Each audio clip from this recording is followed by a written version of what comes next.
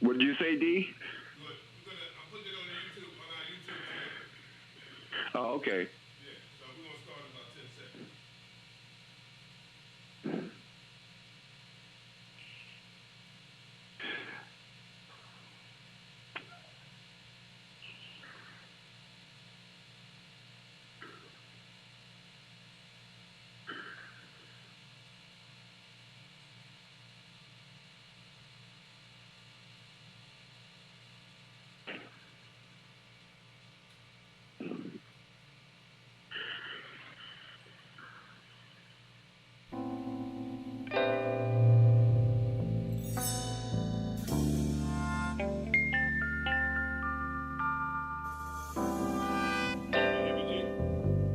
Yeah, I can hear you. Okay, great. Okay, boys and girls, ladies and gentlemen, children of all ages. This is GHCR.NYC, 95.9 on your FM dial. And we're also live on YouTube at our YouTube channel. Just type in Live at Grant. And today, I thought it'd be a good idea to see if I could get one of my good buddies and teammates that he's heard a lot about some of the basketball players who've been in here. And so one of the things I wanted to do is get one of my buddies who I went to school with, who also played ball with, who also has a very sharp political mind. Razor sharp political mind. And this is my friend, my pal, my buddy, Mr. Greg Johnson. G. Hello, everyone. Oh, wow. Greg, you have the, hold on. You have the, what's the name of the voice going on? You have the, let me see. Got to get my little connections together here. Okay, there you go. So, hey, Greg, Yeah, I can hear you, D. Okay. I can hear you. Okay, the first thing I want to talk about with you is the assassination of the general. That.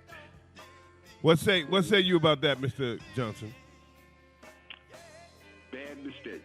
Bad mistake.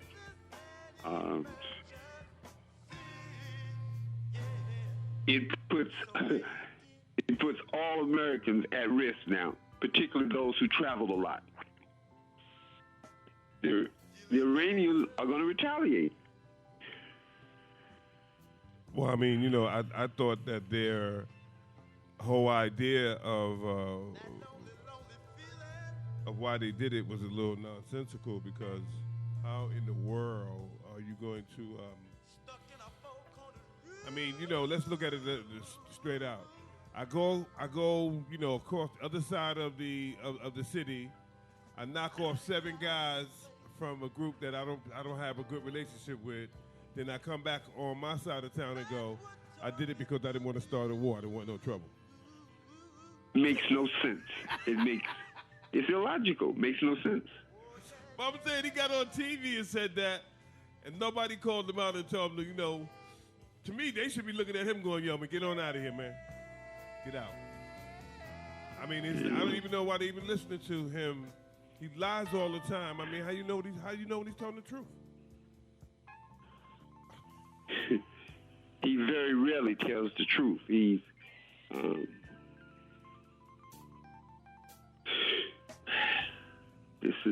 it's a poor con job, man. It's a poor con job, and that's what he's tried to pull off on us. A con job to get us to think about the general and not about impeachment.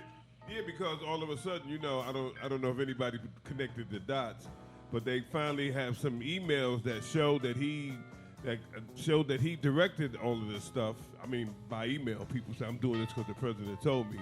And then right away, he decides to go on the other side of the, cross town or whatever you want to call it, and assassinate 7 people, broad daylight, and let everybody know he did it. And then sent a note to Nancy Pelosi and said, this is what I'm getting ready to do after he did it. Exactly. How do they? I mean, how do they just? I mean, it's you're right. It's like totally fucking stupid, man. To me.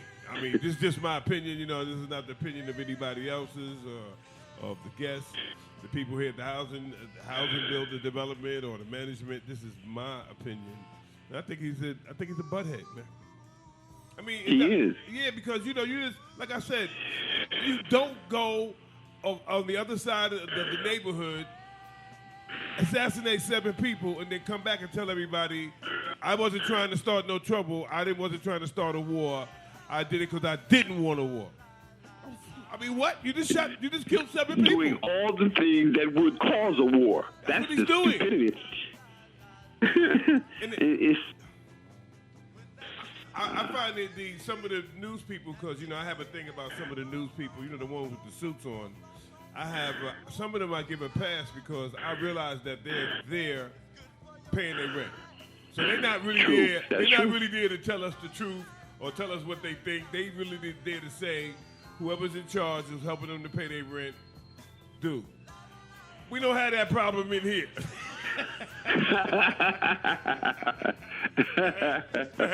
So I would have to say, in my opinion, that was the dumbest shit I ever seen, when you go and assassinate 7 people and then come back and tell everybody I wasn't trying to start no trouble. And I assassinated them because they was bad people because I said so. I didn't know that we go around assassinate people just because they're bad. I thought there was some rules. It makes no sense. And he makes no sense. And he's a dangerous man. He really is, because the closer things get to him, the more he reacts. We've talked before. My theory is that the dangerous people are him. The dangerous people are the people who listen to him. Yes, you are consistent with that, but I give credence to him. He's ringleader, man. I believe he's ringleader.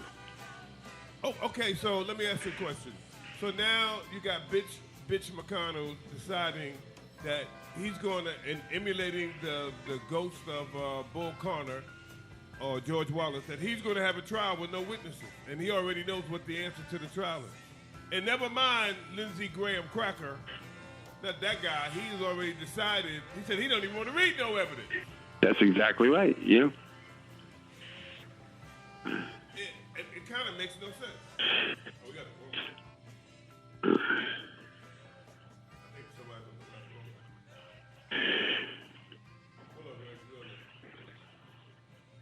phone. We've never seen in our history a fool like Mitch McConnell. We've never seen that, man. Well, not up close. We've never seen it. First of all, Greg, I think you called him out of his name. He's not Mitch McConnell. He's Bitch McConnell. Because he's clearly, I think when you're on the job, you should not have your boss's ding-ding in your mouth. I don't think so. I'm just saying. If you're the type of person that likes that, that's private, that should be your business. But coming on TV and telling everybody that I'm talking like this because the boss ding-dings in my mouth seems a little disrespectful. Even some of his own allies have said, why did he say that? Why would he say that I'm going to be in lockstep with the president's lawyer? Come on, man, give me a break. I think he said it because he meant it. Hold on. We're gonna be right back in 10 seconds. That's a good point. Hold on, Greg. We'll be right back in 10 seconds. So make Okie dokie.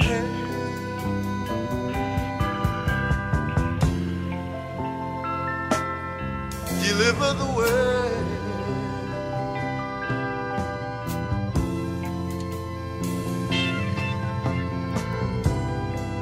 That lonely, lonely feeling.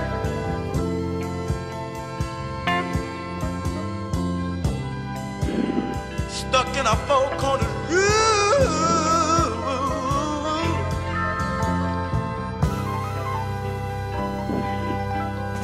I gotta get out of this place.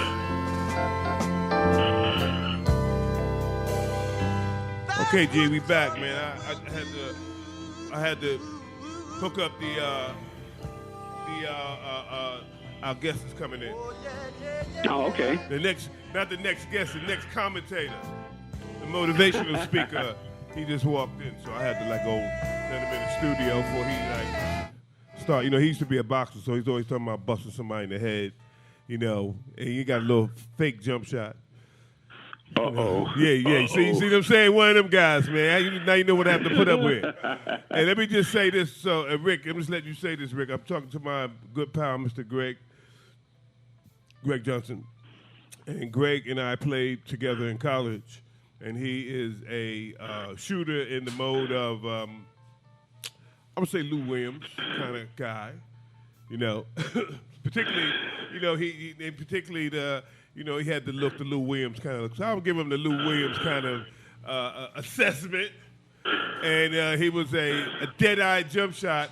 And I don't know if he played on the monkey bars, but he was a dynamite shot. And he's also a political observant, among other things.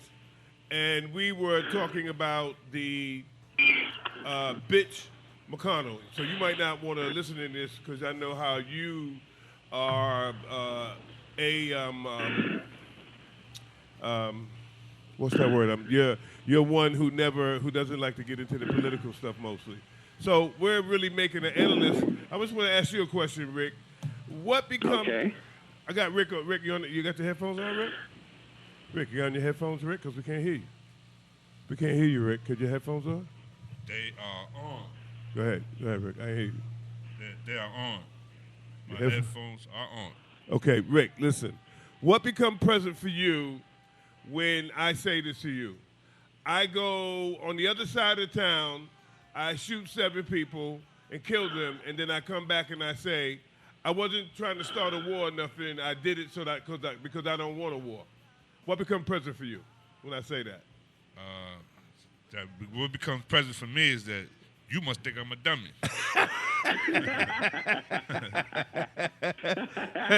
You thought I was a donut. You tried to glaze me. Right. I mean, that's what he's doing. Right, he thinks the people in the country are donuts, and he's trying to glaze everybody. So they probably told him if you start a war, then they can't impeach you. That's not true. He's a little late for that. That's not true. That's not true. That's not true. Too late. It's too late for that because he's already got more than half of the country want him out. This is not going to help him. And I think it makes the bitch McConnell and all the white guys who've been defending him all this long, I think they look terrible, man. Well, thank goodness, by the way. Back to him. The training that he's got is that you don't admit that you're wrong and you don't admit that you can't do the job. Well, I understand that. I understand that when my daughter was like 7 years old and 4 years old, and she wouldn't want to admit that she didn't do nothing. I was the one to overlook that because that was my little girl. But he's not my little girl, and so that kind of behavior, I don't see how that behavior makes any sense when somebody's 72. I understand when somebody's between 4 and maybe 10 or 11. Or maybe even your grandkids. I can see letting your grandkids run all over you like that. I can understand that. That makes sense to me. Well, you said a key point. We know who he is because we seen him when he was here in New York. We watched him, right? We know who he is. But the thing about is the people that's around him. That's the thing that's shocking. He wants you to know who he is. He's a bugly idiot. Right, but no. But it's the people that's around him. To me, it's shocking. Me that's too. the part that's the part that's driving me crazy. It ain't him because dig this: a clown gonna be a clown. So I mean, he ain't doing nothing but being the clown that he is. He is who we think he is. But what makes me crazy is that all those surrounding people, like Bitch McConnell, like Lindsey Graham Cracker, all of those guys who are standing up and going, "Nope, his shit don't stink." Yeah, that's crazy. Well, that's crazy. That's crazy. I mean, you only would let your kids get away with that when they're very little. Well, I mean, you know what I mean? They must have an agenda. I don't think so. Because I didn't have no agenda when I was letting my kids do stupid shit that made no sense when they were like infants, 3, and you trying to spoil your kids or spoil your little granddaughters or whatever. You don't care about all that. But there's a price to pay for everything that we do. I'm saying you're right. I'm not disagreeing, but I'm saying that I understand that behavior when you're talking about your little child or your some sibling of yours that you're in charge of who you love. I get that behavior. I don't get the behavior when you're 72 years old and you're supposed to be acting like a leader. Yeah. There's this thing called universe, right? Yeah?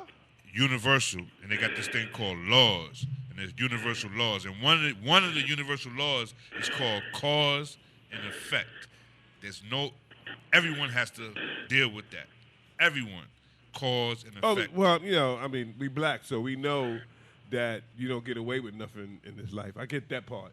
That part I get. I'm looking at how are people trying to act like a clown. It's not a clown. That's what's bugging me out. They admit why they do it. They fear him. It's fear. How can you be afraid of the clown? Come on, we all been through hard times. We all been scraped our way up in competitive sports. Me and Greg, and you was a professional boxer, Rick. So we all know how you have to sometimes take your little lumps or be businessmen. You got to pay to learn. We get that. Yeah. But the dude's a clown. Not to change the subject, but don't change it. I found out that one of my good brothers, boxing brothers, made his transition last month. Saul Manby. Oh, I remember him. I remember Saul Manby. He was a great champion. I remember he Saul won the Manby. title at 36. Wow. Something like 36. He went to Indonesia. I remember that name. And the 14th round stopped the guy, won the title. Now he had a lot of losses on his record. I think what happened, he probably was good at boxing, probably didn't take it serious. I think he went to the Army, and when he came back, he had a whole different perspective. He got serious about it. That's when he went over there and he started winning fights. But what made you bring that up right now? Just question. Because I wanted to acknowledge him. But what made you think of him in the middle of we talking about a clown? Because I wanted to think of something positive. Oh, okay. And, okay, I'm just wondering. I remember. That's pretty good, Rick. I like that. I remember I walked in the gym one day and I see he was boxing this guy named Doc McClendon. And you kind of remind me of Doc McClendon. And these two dudes were boxing. It was like. Well, I thought you said I remind you of Doc McClendon. I'm not no boxer, bro. I know. No, I'm just saying, just to kind of remind me of him. I'm not a boxer, bro. I'm a mild-mannered. I'm a mild-mannered other guard, secondary guard in basketball. It's short, very short.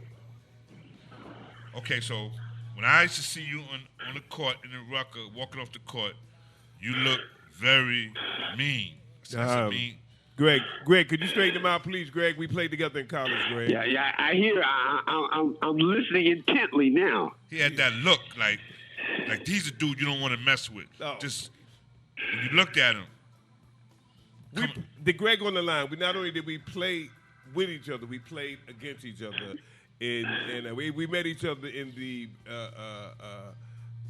tournament after the postseason tournament, and his team from Vermont eliminated us.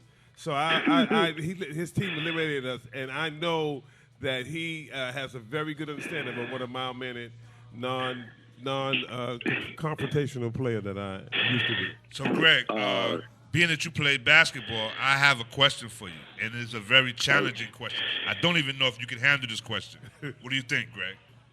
I'm ready. I need to know, Greg, who is your all-time starting five? I love that you always do this. All-time starting five. NBA. Give me your five. NBA, right? NBA. Okay. Go ahead, G. All right. Okay. I'll go with that. In the center spot is Kareem. Oh. We're starting with Kareem. All right. Oh. Okay.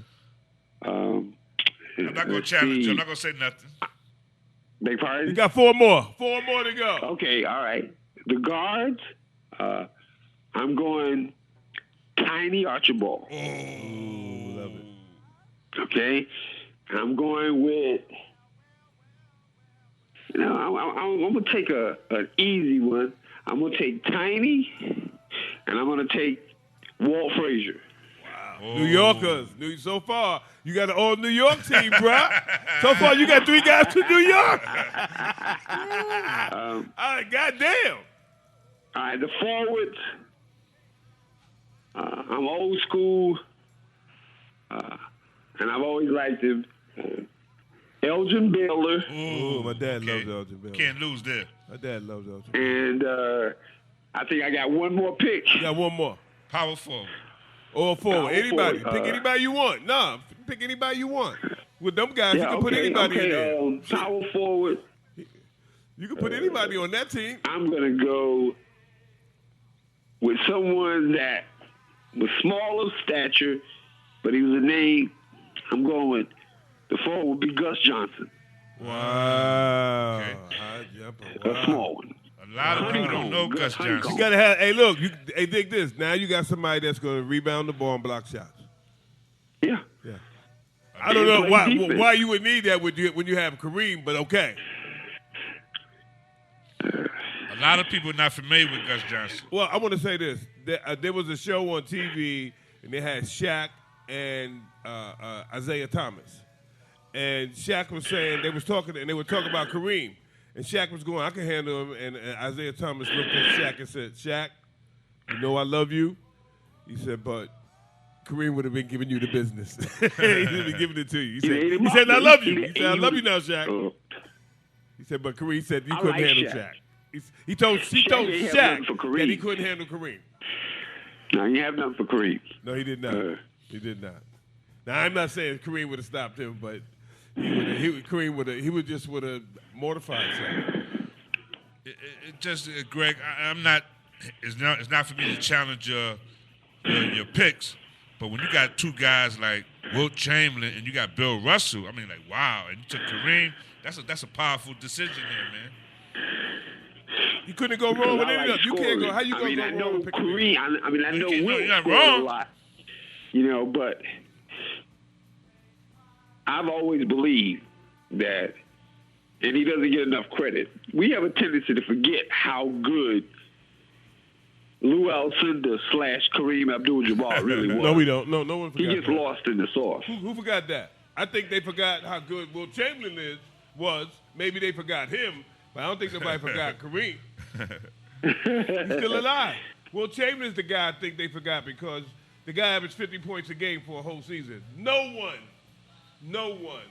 I think is going to ever do that again. But wait a minute. 50 a game? How could you hit 50 a game? You can't hit a foul shot.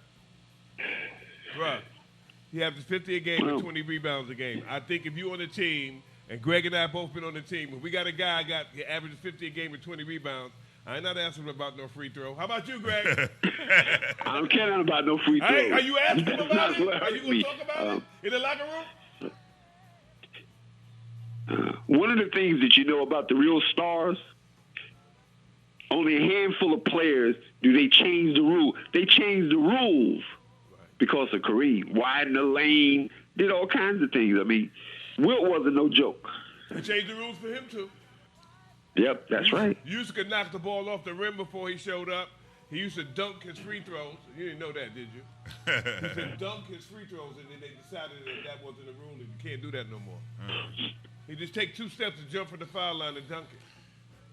So I'm just saying, bro. I want you to ask Wilt why he started shooting underhanded free throws, man. He had some nothing. He's dead. You know what I mean? No, I don't know. Oh, Rick Barry put that in his head. That was Rick Barry. Right. Rick Barry told him it was easier. Rick Barry was a 90% free throw shooter. Rick Barry was a bad dude. That Rick Barry wasn't even. He was almost not white. That's how good he was. Back in the time when most of the, where the better players were coming in, they were mostly black. The league went from white. They started letting black guys in.